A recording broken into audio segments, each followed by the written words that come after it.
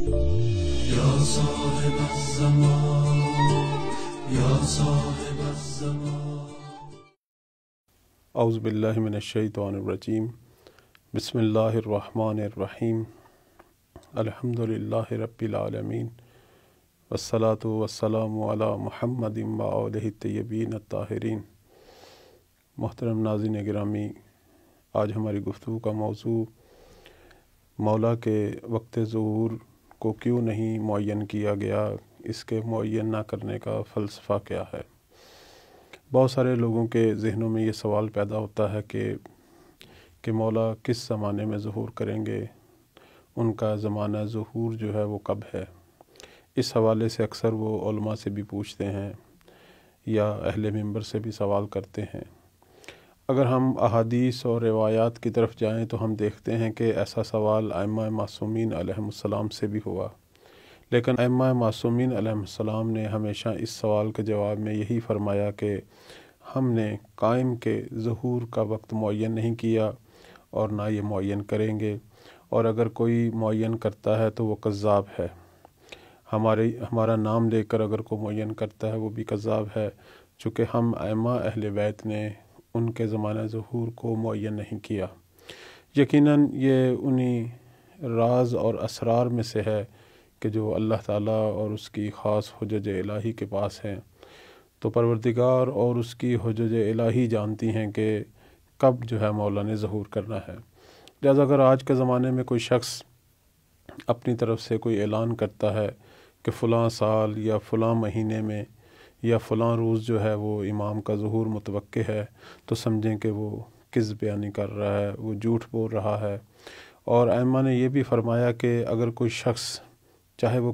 کسی بھی مقام کا مالک ہو، لوگوں کے اندر اس کا کوئی بھی رتبہ ہو، اگر وہ امام زمانہ علیہ السلام کے ظہور کا وقت معین کرے تو اس کی تکذیب کریں اور اس تکذیب کرنے میں کسی چیز کی پرواہ نہ کریں۔ اس حوالے سے میں کچھ روایات آپ کی خدمت میں بیان کرتا ہوں۔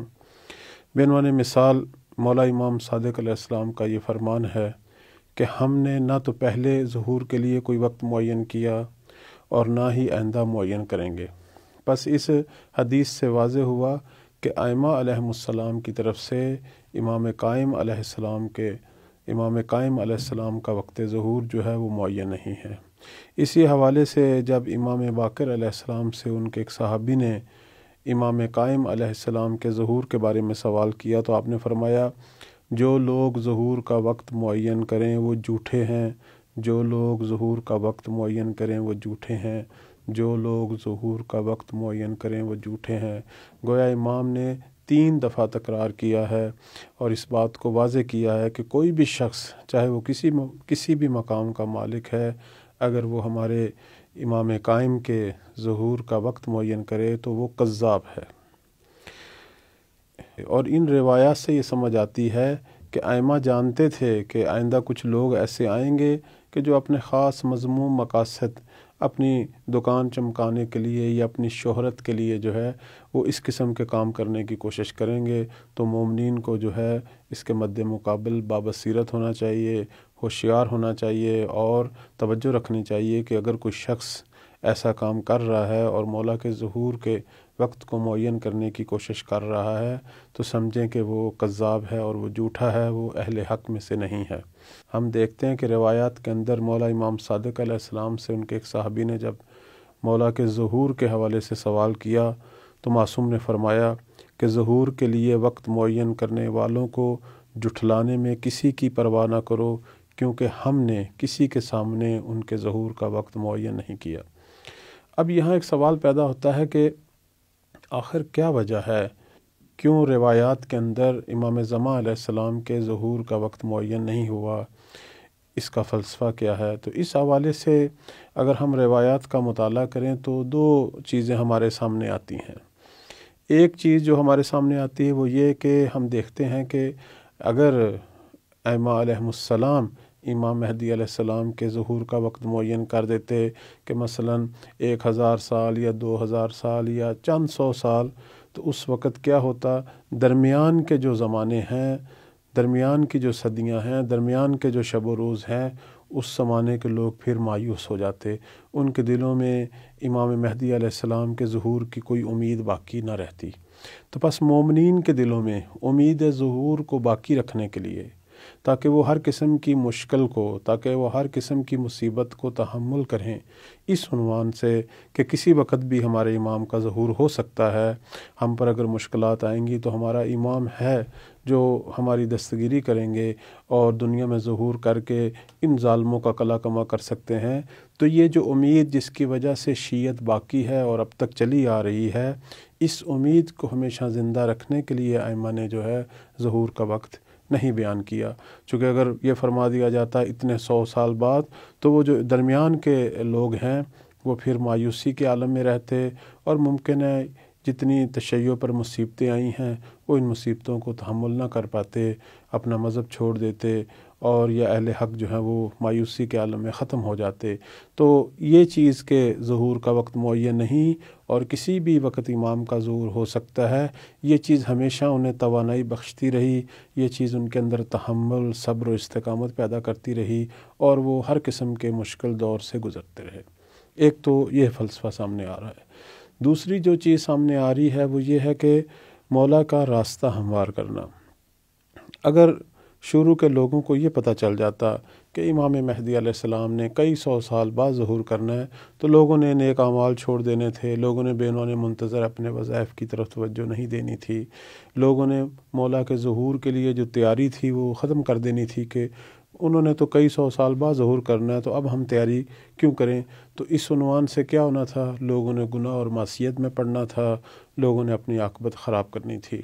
اب چونکہ معلوم نہیں ہے کہ کسی وقت بھی ظہور ہو سکتا ہے، تو یہ امید ظہور جو ہے لوگوں کو انگیزہ دیتی ہے کہ وہ نیکیوں کی طرف بڑھیں، نیک کام کریں، اور کسی وقت بھی امام ظہور کر سکتے ہیں تو اپنے آپ کو اچھا بنانے کی کوشش کریں، امام کے ظہور کے لیے تیاری کریں، نیک ماحول پیدا کریں اپنے گھر، اپنے محلے اور اپنے شہر میں۔ تو یہ کوششیں جو ہیں ان کو صالح رکھتی ہیں اور ان کی عاقبت کو بھی سنوارتی ہیں، اور واقعاً کسی وقت بھی ظہور ہو سکتا ہے تو وہ پہلے سے جو ہے وہ مولا کے ظہور کی جو ہے وہ تیاری کر رہے ہیں۔ ایک چیز جو روایات کے اندر ہم دیکھتے ہیں کہ ائمہ علیہم السلام نے بھی بعض مواقع پر واضح فرمایا کہ ظہور جو ہے اس کو کیوں نہیں معین کیا گیا، اس کی ایک وجہ جو ہے وہ لوگوں کی آزمائش بھی بتائی۔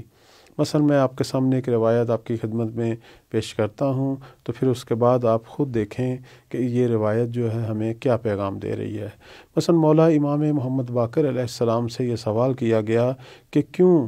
مولا امام قائم کے ظہور کا وقت جو ہے وہ معین نہیں کیا گیا، تو ہم دیکھتے ہیں کہ آپ نے فرمایا، پہلے تو یہ فرمایا کہ جو لوگ ظہور کا وقت معین کریں وہ جھوٹے ہیں، جو لوگ ظہور کا وقت معین کریں وہ جھوٹے ہیں۔ یعنی اس جملے کی امام نے 3 دفعہ تکرار کی، اس سے ہر شر کا، ہر فتنے کا امام نے خاتمہ کر دیا کہ اگر کوئی لوگ کسی وقت بھی اپنی طرف سے منبر سے، مسجد سے، محراب سے، کہیں سے بھی اگر اس قسم کا کوئی اعلان کریں تو سمجھیں یہ شیطان کی آواز ہے، یہ کذاب ہے، یہ جھوٹا ہے، یہ سچا نہیں ہے۔ ایک تو یہ مسئلہ حل کیا۔ اس کے بعد معصوم نے فرمایا کہ آپ لوگ حضرت موسیٰ علیہ السلام اور ان کی قوم کی آزمائش کے بارے میں قرآن مجید کی طرف رجوع کریں اور اس کے حوالے سے جو روایات اس کی طرف رجوع کریں، تو آپ دیکھیں گے کہ حضرت موسیٰ علیہ السلام کو اللہ تعالیٰ نے 30 دن کے لیے اپنی بارگاہ میں بلایا اور وہ اپنی قوم سے چلے گئے 30 دن کا وعدہ کر کے، اور آخر میں کیا ہوا، جب حضرت موسیٰ علیہ السلام نے وہاں 30 دن گزارے تو اللہ تعالیٰ نے ان کی قوم کے ایمان کو آزمانے کے لیے اس کے اندر 10 دن کا اضافہ کر دیا۔ اب جب حضرت موسیٰ 10 دن مزید وہاں رہے، یعنی 40 دن اس مخصوص مقام پر پروردگار کے ساتھ راز و نیاز میں مشغول رہے، تو یہ 10 دن قوم میں کیا تبدیلی لائے؟ بہت سارے لوگوں نے اپنا ایمان چھوڑ دیا، توحید کا دامن چھوڑ دیا، گوسالہ پرستی میں مبتلا ہو گئے، مشرک ہو گئے، اور اللہ کی اس عظیم آزمائش سے جو ہے وہ ناکام ہو کے نکلے۔ بہت کم لوگ تھے جو ایمان کے دامن کو صبر و استقامت سے تھامے رہے اور پروردگار کی توحید پر باقی رہے۔ تو پھر پروردگار نے ان لوگوں کو سخت سزا دی، اور اس کا قرآن مجید میں ذکر ہے۔ تو معصوم اس حوالے سے فرما رہے ہیں کہ اگر یعنی یہ پیغام دینا چاہتے ہیں کہ اگر ہم آپ کے لیے ایک زمانہ معین کر دیتے یا جس طرح پروردگار کی منشا ہے وہ آپ کو بتا دیتے، تو بعد میں اگر اللہ تعالیٰ خود آپ لوگوں کے ایمان کو آزمانے کے لیے اس میں کچھ 100 سالوں کا یا کچھ اور سالوں کا اضافہ کر دیتا، تو پھر تم لوگ اپنا ایمان کا دامن چھوڑ دیتے، اور بہت سارے لوگ جو ہے وہ جو جنت کی راہوں میں ہیں وہ جہنم کی طرف چلے جاتے۔ اور یہ نہ بتانا گویا آپ کے لیے خیر و برکت ہے، یہ آپ کے لیے لطف ہے کہ اللہ تعالیٰ جو ہے اس نے اس آزمائش سے آپ کو بچا لیا جو اس سے پہلے قوم موسیٰ کی ہوئی۔ تو خلاصہ یہ ہے، تمام ناظرین گرامی کی خدمت میں آخری جو نقطہ عرض کروں گا کہ ہم لوگ یہ نہ سوچیں کہ مولا کب ظہور کریں گے، ہم صرف یہ سوچیں کہ اگر مولا ظہور فرمائیں تو ہم ان کے ظہور سے پہلے تیاری کر چکے ہیں، آیا اپنے آپ کو اس قابل بنا چکے ہیں کہ مولا وقت ظہور جو ہے ہمیں دیکھیں اور ہم سے راضی ہوں۔ اللہ تعالی ہم سب کو حقیقی معنوں میں مولا کا منتظر بننے کی توفیق عطا فرمائے۔ السلام علیکم ورحمۃ اللہ وبرکاتہ۔